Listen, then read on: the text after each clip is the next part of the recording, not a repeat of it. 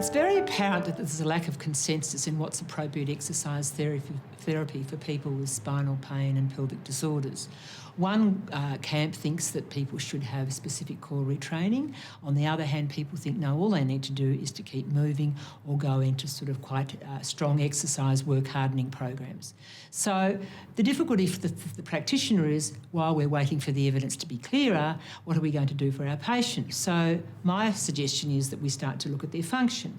Now, if you've got any idea of function, if we look at this person, it's very clear, well, I hope it is, the light's certainly showing us where the problem is, that this person is using lumbo-pelvic flexion when they bend forward instead of femoral hip flexion. So every time she bends, whether it's the simple act of doing up her shoes, picking up a tissue off the floor, she's bothering these tissues.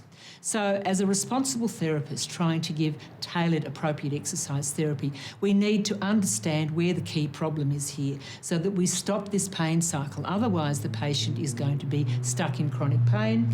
Similarly, if we look to this person, young boy with back pain, bend over, oh, no surprises, because here you can see the puffy tissues around his L4-5 because that is the fulcrum of movement.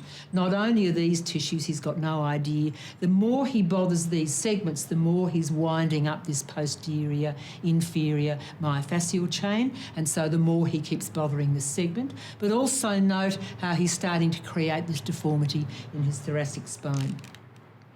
Similarly, this person, again, using general spinal flexion of the whole spine because he can't organise himself to appropriately shift and rotate the pelvis.